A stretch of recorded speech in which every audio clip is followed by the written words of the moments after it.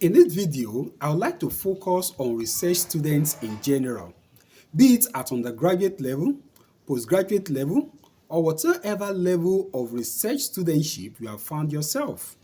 It's important to understand that maintaining a cordial relationship with your supervisor is the index of your success. And that is why it is important to ensure that you handle it respectfully and with all dedication. It's important to have a clear communication style.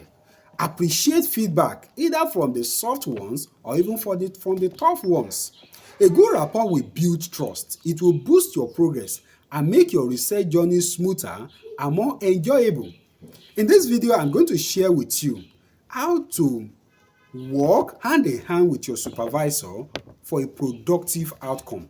My name is Dr. Felix Ayodele Oyeleye, and this is Research and Statistics. Let's get started. So again, we're going to be talking about maintaining a positive relationship with your supervisor. Now, it's important to understand that the supervisor-student relationship, it is a form of relationship, and every relationship thrives on the first impression. The first impression you create after you have been assigned to a supervisor matters a lot. To start with, you must show readiness to actually learn. More often, you come across students or supervisees that are not really interested in the whole concept of research, and that could be a very bad impression at the beginning, more importantly with your supervisor. And it's important to also demonstrate initiative.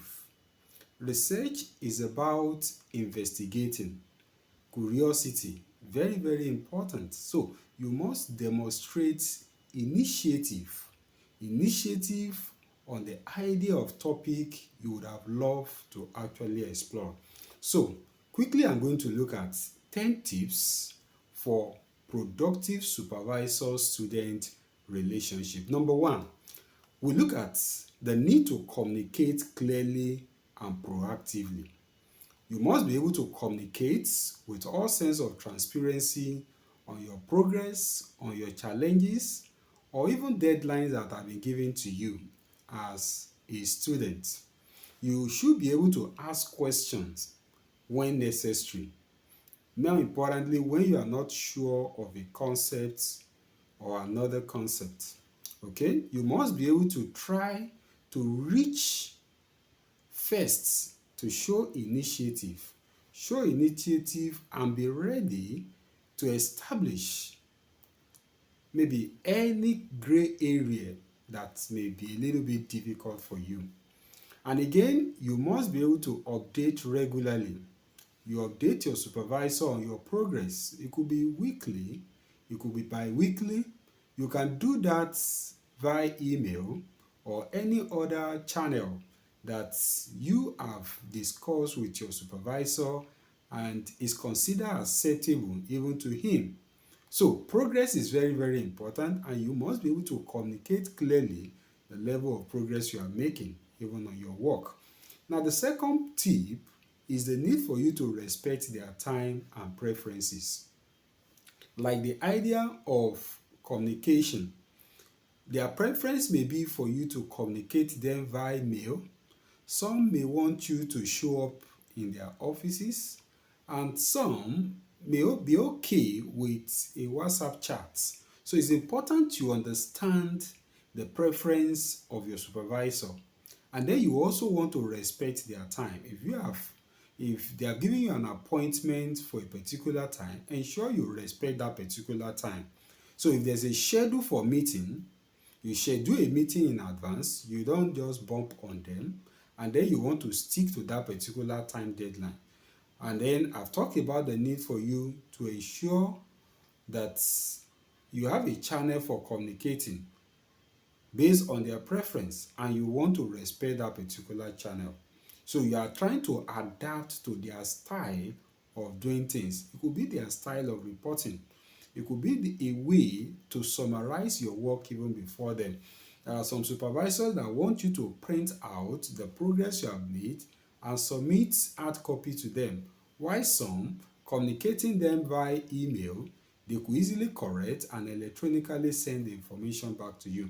So it's important to respect their time and preference. Now, number 3, you must show initiative and independence. Initiative, I've mentioned that earlier. You must be able to initiate idea. More often, a supervisor may ask you, what area of research would you like to actually explore?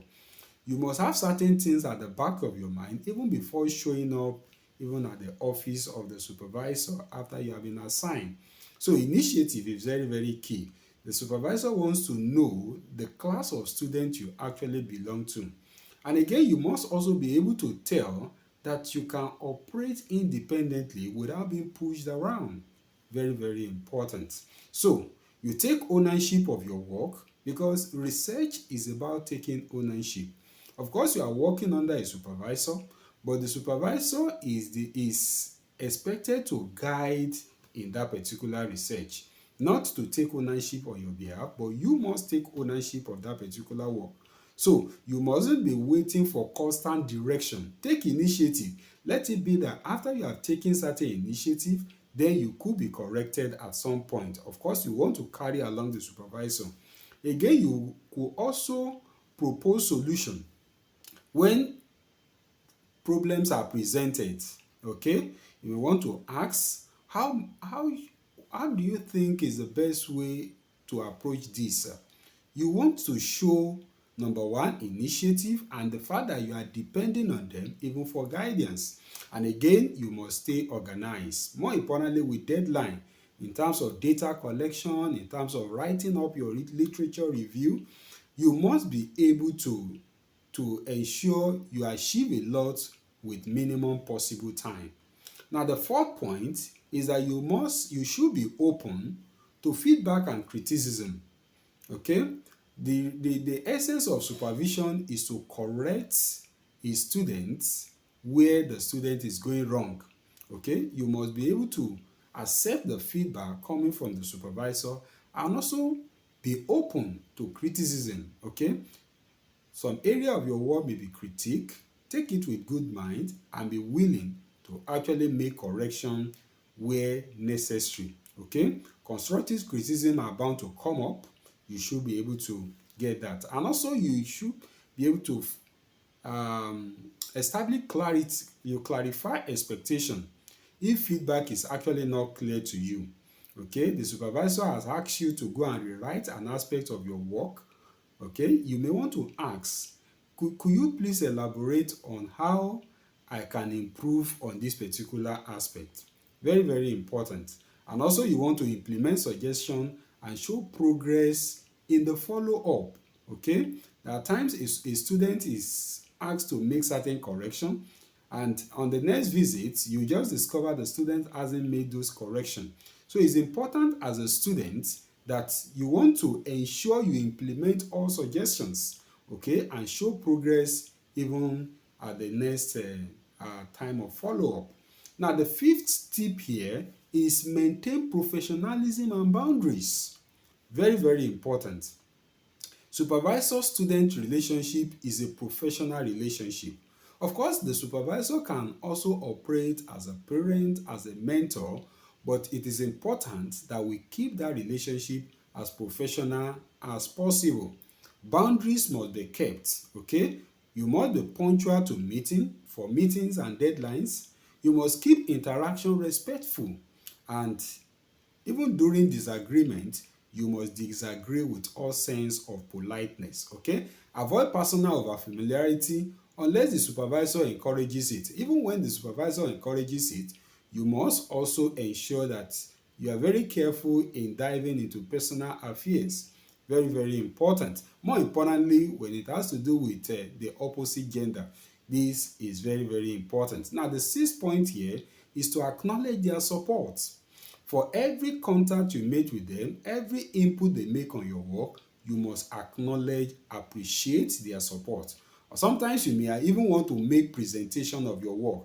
It's important you make reference to them. I would like to thank my supervisor for the rigorous correction and the commitment he has shown even towards the success of this particular work. So we must acknowledge their support, express gratitude for their time and guidance occasionally. And it is not out of place to actually acknowledge them even in writing. Very, very important. Now, the second point tip here is to manage conflict diplomatically. In every relationship, there are bound to be some friction, okay, or conflict at times. So we address conflicts early enough before it becomes escalated. Okay, sometimes you may have to communicate. Sir, I notice we have different view on so issue on how I should do this. Can we please discuss it, sir? So you must show all sense of respect and diplomatic sense in resolving conflict. And of course, you stay solution focused rather than being defensive. You must stay solution what? Focused. Don't be defensive at all time. Try to learn to listen more when you deal with your supervisor, even as a student. And the 8th point here is that there should be balance between dependence and autonomy. Okay? While it is important for you to depend on them, you must also be able to work independently. There's a thin line between the two, okay? Number one, you want to seek their help when needed, but you also want to demonstrate effort before seeking their help, okay? And again, gradual work independence as you gain expertise, okay? When you make progress, you should be able to at some point make certain correction, okay? Make certain progress even on your own. Now, the 9th tip is the need for you to be patient and understanding. The reality is that academics can be very, very busy, okay? The idea of bumping on them or being impatient with them is not necessary, okay? So, supervisor can be very busy, so follow up politely. You may send a message, a gentle reminder to them. Recognize the fact that many of them are under a lot of pressure, okay? So, the deadline may not be met, but ensure that you do your best to show that understanding and be patient even with them, even in conversation. Okay, now the 10th point here is the need for you to build a positive rapport. Build a positive rapport with them in the way you deal with them, okay? Show interest in their work and research. More importantly, your supervisor would have done a lot on the topic probably you are going to be working on. In referencing, you also want to reference their work. You want to acknowledge what they have done. In fact, more often in a higher degree program, you don't get involved with a supervisor without checking out what they have actually done, because it gives them a lot of motivation, a lot of encouragement to actually guide you as well, that you are interested in them and they will also reciprocate by being interested in your own progress too. So small gesture is very, very important. Sharing relevant paper with them will also help you in the progress of your work. Now, there are times that problem may emerge, okay? Or sometimes problem may persist. How do we handle all that, even as students? Number one, if there are conflicts, there is need for you to resolve it promptly. Don't allow problem to escalate, okay? You can seek advice from peers. You can seek advice from mentor. Even department mediator can actually come in. Now, a good supervisor-student relationship is actually built on mutual respect, clear communication, professionalism. And for you to get the best of your relationship with your supervisor, you must be proactive. You must be adaptable, okay? You must be considerate, and you must be able to foster productive and pleasant collaboration even with them. Now, the reality is that every relationship comes with different experiences. You can make the best of your student-supervisor relationship depending on how you appropriate some of these tips that I've actually shared. Until I come your way the next time, my name is Dr. Felix Ayedele Ileye. Thanks for listening.